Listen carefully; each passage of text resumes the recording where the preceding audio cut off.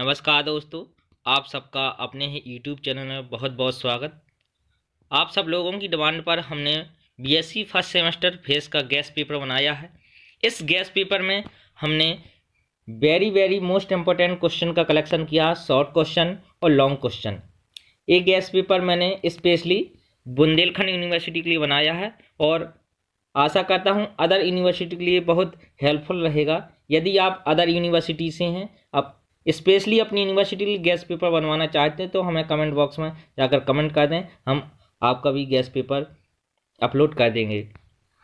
और इस guest paper में हम जानेंगे कि हम जब आप पेपर देंगे कि हम टाइम का मैनेजमेंट कैसे करें कि सही समय पर पूरा पेपर हल हो जाए और अच्छे मार्क्स अंक पेपर में कैसे लाएं और हमें किस क्वेश्चन में कितना टाइम देना है और क्वेश्चनों को किस प्रकार से हल करें।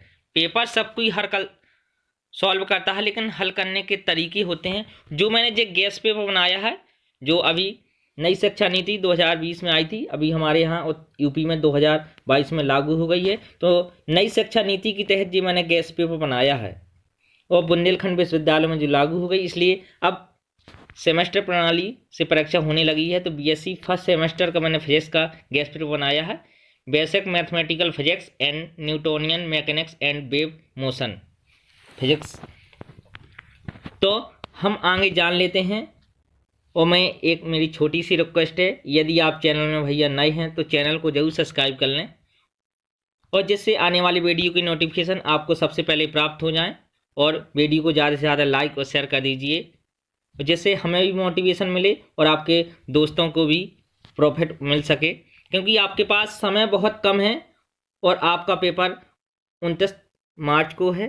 इसलिए हमने आज गेस्ट पेपर अपलोड कर दिया। इस गेस्ट पेपर में मैंने वेरी मोस्ट इम्पोर्टेंट क्वेश्चन का कलेक्शन किया है। जहां मुझे समझाने की आवश्यकता पड़ेगी, मैं उस क्वेश्चन को अच्छी तरह से समझाऊंगा।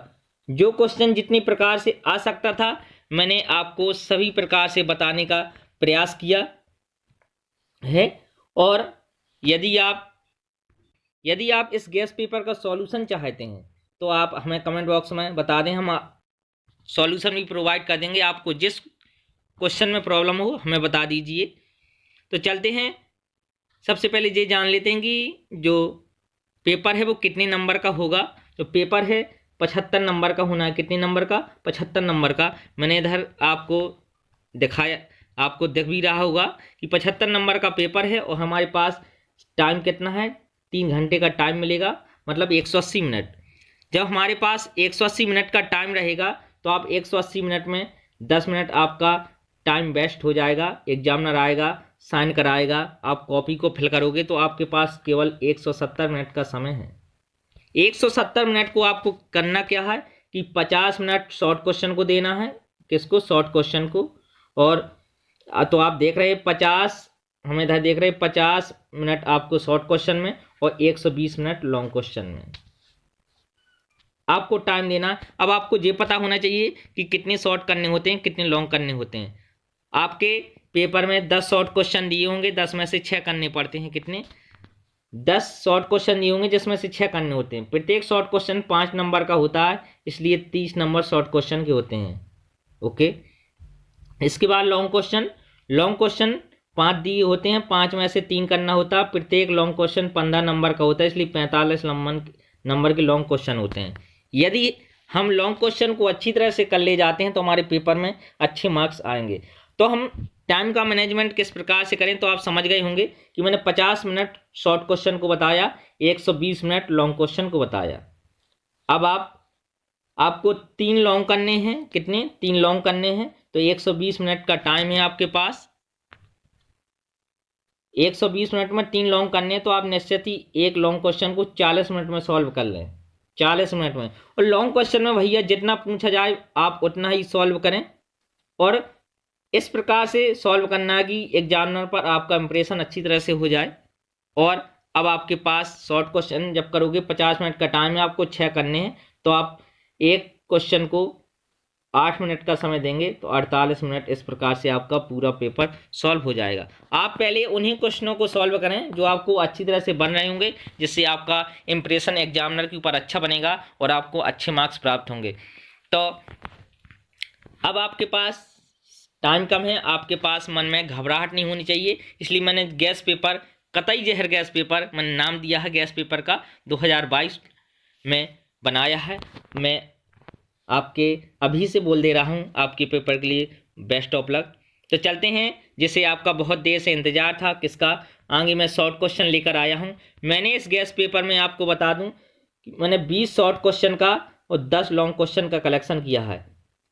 इन क्वेश्चनों में से आपको पेपर में आप चाहे देख लेना, इन्हीं क्वेश्चनों में से सभी क्वेश्चन मिल जाएंगे। मैं दावे के साथ कह सकता हूं कि जी आप समझिए कि 95% आपके बड़े भाई के ही पेपर से मिलेगा। जी मैं दावे के साथ कह सकता हूं। आप पुराने गैस पेपर भी उठा के देख सकते हैं।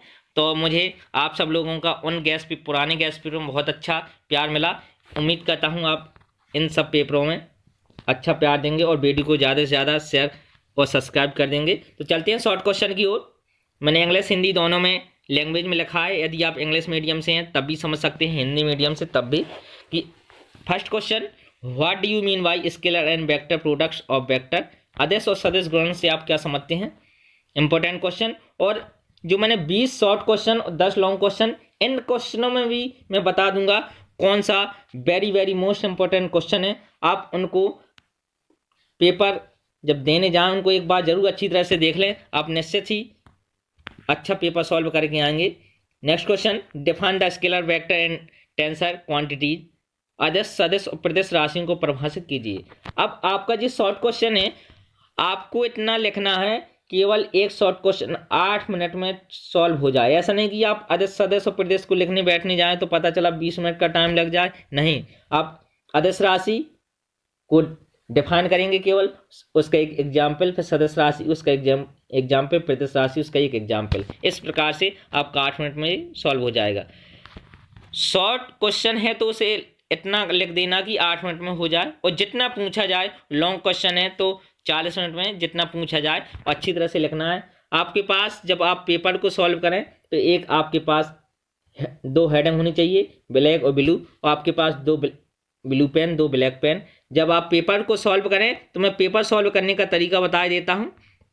जैसे आप प्रश्न नंबर 3 हल कर रहे तो आप डालेंगे बीचों बीच हेडिंग से प्रश्न नंबर 3 हल। इस प्रकार से आप इसे अंडरलाइन कर देंगे। फिर आप जस्ट नेक्स्ट क्वेश्चन था कि डेल ऑपरेटर से आप क्या समझते हैं, what do you mean by del operator?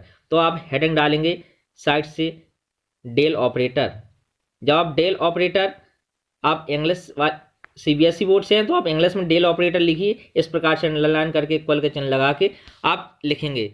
जब आप डेल ऑपरेटर को लिखेंगे तो आपकी जब एक लाइन भर जाएगी तो जो नेक्स्ट लाइन होगी, जैसे आपने डेल ऑपरेटर लिखा, एक लाइन में आपने पूरा लिखा, इधर डेल ऑपरेटर की हेडिंग डालिए, तो आप नेक्स्ट कहाँ से लिखेंगे, इसके नीचे से ही लिखेंगे, फिर नेक्स्ट लाइन इधर पूरे से लिखेंगे।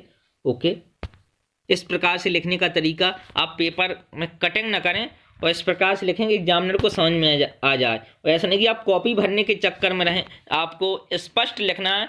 अगर कम शब्दों में डेल ऑपरेटर है तो आप डेल ऑपरेटर को उतना ही लिखें। ऐसा नहीं कि आप सोच रहे कि हम, भाई साहब ने बता दिया कि हम शॉर्ट क्वेश्चन को 8 मिनट में ही करें। आपकी फास्ट राइटिंग है, आप 5 मिनट में कर सकते हैं, अच्छी बात है।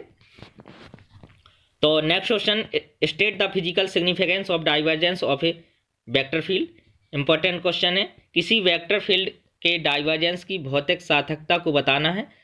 नेक्स्ट क्वेश्चन कि define and explain the curl of A vector field. किसी वेक्टर फील्ड के कर्ल की परिभाषा देना और समझाना है।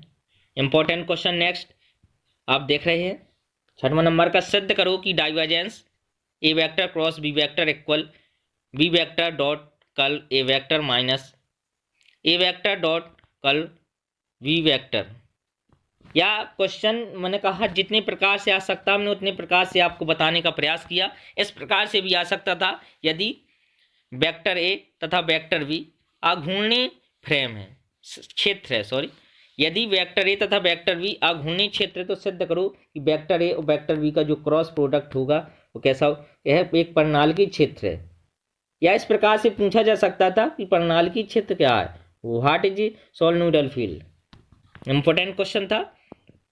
नेक्स्ट है वेरी मोस्ट इंपॉर्टेंट क्वेश्चन, आपके लिए शॉर्ट क्वेश्चन पूछा तो आप शॉर्ट क्वेश्चन में ही करें कि drive an expression for the velocity and acceleration of A particle in the cylindrical coordinate system. बेलनाकार निर्देशांक पद्धति में किसी कण के वेग और त्वरण के व्यंजक ज्ञात करना है। बेलनाकार निर्देशांक पद्धति में हमको ज्ञात करना है। अगला है important question, what do you mean bye symmetric टेंजर या टेंसर, कि सममित परिदृश्य से आप क्या समझते हैं। नेक्स्ट क्वेश्चन भी इंपॉर्टेंट है, आपको भी आप ये बताएं और आप ये बताते चलें कि हमारे जो गेस्ट पेपर है कैसा लगा, और आप एकदम जोश में रहिए। आप अपने पास में कॉपी रखिए और दिमाग में बसाइए कि हमें ये क्वेश्चन अब पढ़ना है। आपके पास समय केवल ये समझिएगा कि 2 दिन का बचा है। आप 2 दिन में इसको इन क्वेश्चनों को अच्छी तरह से पढ़ने में उम्मीद करता हूँ आप पेपर में अच्छा नहीं बहुत अच्छा करके आएंगे। नेक्स्ट है एक्सप्लेन द फिक्टिशियस फोर्स, इसको हम स्यूडो फोर्स भी बोलते हैं कि काल्पनिक बल क्या है, इसी को हम छद्म बल बोलते हैं, इसी को हम आभासी बल बोलते हैं, इसी को हम क्या बोलते हैं, स्यूडो फोर्स। हम इसको क्या बोलते हैं, स्यूडो फोर्स। छद्म बल इसी को हम काल्पनिक बल बोलते हैं, स्यूडो फोर्स बोलते हैं। नेक्स्ट है इंपॉर्टेंट क्वेश्चन है, explain the difference between centripetal and centrifugal force, अभिकेंद्र और अपकेंद्र बलों में अंतर समझाइए। क्वेश्चन ऐसा भी आ सकता था, क्वेश्चन ऐसा भी पूछा जा सकता था कि अपकेंद्र बल को समझाइए, इसका एक उदाहरण लिखिए। और ऐसा भी कि अभिकेंद्र और अपकेंद्र बलों में अंतर क्या है, इंपॉर्टेंट क्वेश्चन है। और next important very most important question, what do you mean by frame of reference, निर्देश फ्रेम से आप क्या समझते हैं। और discuss inertial and non inertial frame, जो जड़ती और अजड़ती फ्रेम है उनके बारे में भी लिखना है। आप सबसे पहले फ्रेम ऑफ रेफरेंस निर्देश फ्रेम को परिभाषित करेंगे, इसके बाद आप थोड़ा थोड़ा जड़ती और अजड़ती फ्रेम के बारे में लिखेंगे। आपका पर्याप्त 1-1.5 पेज में आ जाएगा और आपको अच्छे मार्क्स भी मिलेंगे। आप बस केवल साफ राइटिंग लिखें कि मैं अपना एक एक्सपीरियंस शेयर कर दूं स्टूडेंट को। जैसे उसने कोई क्वेश्चन सॉल्व किया, जैसे मान लो उसने फ्रेम और रेफरेंस किया, निर्देश फ्रेम ही सॉल्व किया, निर्देश फ्रेम लिखा, अच्छी हेडिंग से उसको साफ साफ लिखा, कोई कटिंग नहीं, अच्छी राइटिंग है, तो राइटिंग का भी एग्जामिनर पर इम्प्रेशन पड़ता, अच्छा नंबर आपको मिलता है। हम आपका ज़्यादा टाइम नहीं लेना चाहते, जल्दी जल्दी करते जाएं। द्रव्यमान m के कण पर एक बल F वेक्टर कार्य कर रहा है, सिद्ध कीजिए कि t समय में बल द्वारा कण को दिया गया आवेग उसके संवेग में परिवर्तन के बराबर होगा। ये या क्वेश्चन ऐसा भी पूछा जा सकता था कि जो न्यूटन का द्वितीय नियम उसको निगमित करना है। ऐसा भी कि संवेग परिवर्तन की दर उस कण पर आरोपित बल के बराबर होती है। आप जानते हैं जो न्यूटन का द्वितीय नियम वही है।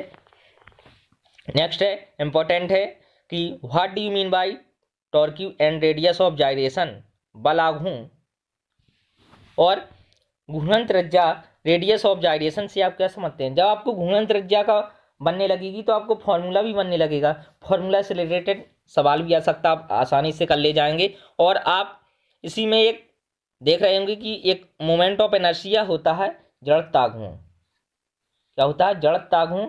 आप जो जड़त्वाघूर्ण होता है मोमेंट ऑफ इनर्शिया I बराबर mr², आप इसको देख लें, इंपॉर्टेंट है ये भी। नेक्स्ट चलते हैं अगला इंपॉर्टेंट क्वेश्चन की लिखा है राइट लॉ ऑफ हुक का नियम लिखिए, केवल हुक का नियम आप दिखा देंगे। अगला right the theorem of perpendicular axis of moment of inertia, जड़त्व आघूर्ण की लंबवत अक्ष की परिमाण को लिखना है, केवल उसका स्टेटमेंट लिखेंगे और उसका स्टेटमेंट लिख देंगे। आप इसको प्रूफ नहीं करना है, केवल लंबवत अक्ष की परिमाण। शॉर्ट क्वेश्चन में तो आप शॉर्ट क्वेश्चन की तरह ही इसको तैयार करें। नेक्स्ट है इंपॉर्टेंट है लेकिन very very most important question, आप 15 देख रहे हैं। नेक्स्ट है what do you mean by Young modulus and bulk modulus, Young प्रत्यास्थता गुणांक तथा आयतन प्रत्यास्थता गुणांक से आप क्या समझते हैं। Next important question, what is a Jio stationery satellite, भू स्तर उपग्रह क्या है। नेक्स्ट है what is a central force, केंद्रीय बल क्या है, आप केंद्रीय बल को डिफाइन करेंगे। Next define relaxation time for the damped harmonic oscillator, किसी अवमंदित आवर्ती दोलित के लिए श्रांति काल की को हम परिभाषित करना है। नेक्स्ट इंपॉर्टेंट क्वेश्चन है कि state the green theorem, green की प्रमेय का हमें कथन लिखना है। हम ग्रीन की थ्योरम का कथन लिखेंगे, उसको मैथमेटिकल फॉर्म में भी दिखा देंगे। जिस प्रकार से हम अभी देख रहे थे कि जड़ आघूर्ण के लिए जो लंबवत अक्ष की प्रमेय हम स्टेटमेंट लिखेंगे, उसका मैथमेटिकल स्टेटमेंट भी दिखाएंगे। ओके, नेक्स्ट, अब हमें जिस चीज़ का बहुत देर से इंतजार था, यदि हम लॉन्ग क्वेश्चन को अच्छा कर ले जाएंगे तो पेपर में अच्छा सफलता, अच्छे अंक ला सकते हैं। क्योंकि हमें 5 लॉन्ग क्वेश्चन में से 3 लॉन्ग क्वेश्चन करना, 3 क्वेश्चन हम 45 नंबर के हैं। यदि हम 3 क्वेश्चनों को अच्छी तरह से कर ले जाते हैं तो 45 में 40 नंबर कोई नहीं आ जाएंगे। आप अच्छी तरह से तीनों क्वेश्चनों को सॉल्व कर लीजिए आप पेपर में। और मैं ये दावा करता हूँ, जितने मैंने 10 लॉन्ग क्वेश्चन लिया, आप उनको अच्छी तरह से फिर लें, आपको पेपर में जो क्वेश्चन रखे मिलेंगे। आप सोचोगे भाई साहब ने कहा था कि हम पहले ही तैयार कर लेते, तो ऐसा ना होता। आप सबसे पहले लॉन्ग क्वेश्चन को सॉल्व करें, इसके बाद शॉर्ट क्वेश्चन को, और जो सबसे पहले बने उन्हीं को करें, हमारा ये कहना है। और इस प्रकार से आप अपनी टाइम को मैनेजमेंट कर सकते हैं। अगला वेरी वेरी मोस्ट इम्पोर्टेंट 2022 के एग्जाम के लिए, right and prove the Gauss divergence theorem. Gauss या गाउस भी बोलते हैं कि डाइवर्जेंस थ्योरम को लिखना है और सिद्ध भी करना है। वेरी वेरी मोस्ट इम्पोर्टेंट, ये आपके पेपर में रखा मिलेगा। नेक्स्ट है define the gradient of scalar field, scalar point function and geometric interpretation of gradient of a scalar field. किसी स्केलर क्षेत्र, अदिश क्षेत्र के ग्रेडियंट की हमें परिभाषित करना है। किसी स्केलर क्षेत्र के ग्रेडियंट को हमें परिभाषित करना है और यही बताना है कि स्केलर क्षेत्र के जो ग्रेडियंट का ज्यामिति ज्योमेट्रिक व्याख्या होता है, उसको भी दिखाना है। और ये क्वेश्चन इस प्रकार से पूछा जा सकता था कि मैंने कहा जितने प्रकार से जो क्वेश्चन पूछा जा सकता है, मैंने उसका कलेक्शन किया। इस प्रकार से पूछा जा सकता था कि show the gradient phi equal del vector phi, where phi क्या है, scalar function, and state the physical significance of gradient phi. दिखाइए कि gradient phi del vector phi के बराबर होता है, जहां फाई एक स्केलर फलन है, अदिश फलन है, और ग्रेडियंट फाई की भौतिक सार्थकता को बताना है। इस प्रकार से क्वेश्चन पूछा जा सकता था, इंपॉर्टेंट क्वेश्चन है। उस प्रकार से भी क्वेश्चन पूछा जा सकता था। मैंने दिखाइए कि स्केलर क्षेत्र का ग्रेडियंट एक वेक्टर होता है। करना उसी हेडिंग में से है, बस पूछने का तरीका अलग है, आप भ्रमित ना हो। इसलिए मैंने 3 प्रकार से ये क्वेश्चन पूछा जा सकता था कि स्केलर क्षेत्र का जो ग्रेडियंट होता है एक वेक्टर होता है।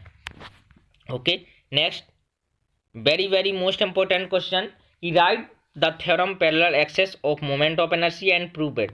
जड़त्व आघूर्ण की समांतर अक्षों की प्रमेय को लिखना है और इसे सिद्ध भी करना है। वेरी वेरी मोस्ट इंपॉर्टेंट, आप इसको तैयार करके ही जाएं और पेपर जब जाते समय इसको देखकर ही जाएं। Next question very very most important कि write Kepler law related motion of planets and detective it. ग्रहों की गति संबंधी जो केपलर के 3 नियम होते हैं उनको हमें लिखना है और निगमित भी करना है। क्वेश्चन इस प्रकार से पूछा जा सकता था कि न्यूटन के गुरुत्वाकर्षण नियम से केपलर के नियम को निगमित कीजिए। पूछने का तरीका है, आप इन्हें तैयार कर लें, इंपॉर्टेंट क्वेश्चन है। और ये भी इंपॉर्टेंट क्वेश्चन कि बहुत से आप इनको तैयार करके ही जाएं। क्वेश्चन इस प्रकार से पूछे जाते हैं। मैंने इस पेपर को तैयार करने में आप सबकी सफलता हासिल करने के लिए मैंने पूरा 1 दिन का समय लगाया है। आप इसको अच्छी तरह से देखें और तैयार करते जाएं। मैंने आशा इसलिए की कि आप इसको देखें और पेपर में अच्छे मार्क्स लाएं। मैंने इसको तैयार करने में बहुत मेहनत की, हमने मेहनत की, हम ही जानते हैं। आप हमारी मोटिवेशन के लिए कुछ बस इतना ही कीजिए, सब्सक्राइब कर दो और अपने दोस्तों को भी शेयर कर दो। What do you mean by covariant and contravariant tensor? Covariant and contravariant फिर से आप क्या समझते हैं? इंपॉर्टेंट क्वेश्चन है और पूछने के बहुत ही ज़्यादा चांस हैं। Next, explain different coordinate system and velocity in the system and acceleration in 3 system. विभिन्न निर्देशांक पद्धतियों को समझाना है। इन पद्धतियों में वेग तथा त्वरण के व्यंजकों का निगमन करना है। आप ऐसा ना करें कि क्वेश्चन में तो ये पूछा कि विभिन्न निर्देशांक पद्धतियों को समझाना है, किसी कण की स्थिति को स्थिति को दर्शाने के लिए 4 निर्देशांक पद्धतियां होती हैं। सबसे पहली, यदि हम किसी कण की गति का अध्ययन कर रहे हैं तो समय के साथ उस कण की स्थिति, पोजीशन का भी हमें ज्ञान अति आवश्यक है। तो किसी भी पार्टिकल की हमें पोजीशन को दिखाने के लिए हम 4 निर्देशांक पद्धतियां प्रयोग में ला सकते हैं। कार्तीय, इसी को हम समकोणिक निर्देशांक पद्धति, Cartesian and rectangular coordinate system. और दूसरी है समतल ध्रुवीय निर्देशांक पद्धति, plane polar coordinate system. Next है तीसरी गोलीय निर्देशांक पद्धति, स्फेरिकल कोऑर्डिनेट सिस्टम। और चौथी है बेलनाकार निर्देशांक पद्धति, सिलेंड्रिकल कोऑर्डिनेट सिस्टम।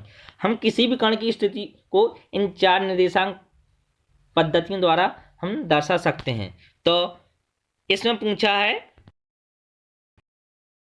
तो क्वेश्चन पूछा गया था, गोलीय निर्देशांक पद्धति में किसी कण के वेग तथा त्वरण के व्यंजक ज्ञात कीजिए। Next question, what is periodic motion, आवर्ती गति क्या है। Establish the general differential equation, simple harmonic motion और simple harmonic oscillator and also find its solution. सरल आवर्त गति या सरल आवर्ती दोलक के लिए व्यापक अवकल समीकरण की स्थापना करना है और इसका हल भी ज्ञात कीजिए। मैंने बताया था क्वेश्चन जितने प्रकार से पूछा जा सकता था, मैंने उसका इसमें प्रयास किया बताने का और क्वेश्चन का भी कलेक्शन किया है। क्वेश्चन इस प्रकार से भी पूछा जा सकता था कि establish the differential equation of simple harmonic motion and solving it, derive the formula for displacement, velocity and time period. सरल आवर्त गति की अवकल समीकरण की स्थापना करना है और इसे हल करना है। विस्थापन, वेग तथा आवर्तकाल के सूत्र निगमन करना है। क्वेश्चन वही है, सिंपल हार्मोनिक ऑक्सीलेटर का हम अवकल समीकरण का हल करें या सरल आवर्त गति का एक ही होता है, उसी की सहायता से हम विस्थापन, वेग और त्वरण का और आवर्तकाल का सूत्र लिख सकते हैं। नेक्स्ट इम्पोर्टेंट क्वेश्चन है, write and prove Stoke theorem. Stoke की प्रमेय को लिखना और सिद्ध करना है। मैं बता दूं कि इस वर्ष 2022 में जो गॉस की theorem very most important paper में आने के फुल चांस है। इसके बाद Stoke theorem, Gauss theorem, Stoke theorem और ग्रीन थ्योरम, इन तीनों थ्योरम में से किसी न किसी प्रत्येक वर्ष आती है। इस वर्ष गॉस की डाइवर्जेंस थ्योरम के आने के पूरे चांस बनते हैं। इसके बाद स्टोक की थ्योरम में और ग्रीन की थ्योरम को हमने इसलिए शॉर्ट क्वेश्चन में लिया है। नेक्स्ट क्वेश्चन इम्पोर्टेंट क्वेश्चन है, what is a rocket. Rocket क्या है। वही रॉकेट जब हम छोटे में कहते थे ये हाथी के पाँव हैं ऊपर, वो रास्ता बन जाती थी, वही हाथी है जी rocket. Okay, what is a rocket. Rocket क्या है। एक ये तो मजाक की बात थी, तो रॉकेट क्या है। Describe the principle of rocket. Rocket का सिद्धांत का वर्णन कीजिए। Obtain the following relation for the end body of a rocket. B equal B not plus small V log base E M not upon M. एक rocket के अंतिम वेग के लिए निम्न संबंध प्राप्त करना है।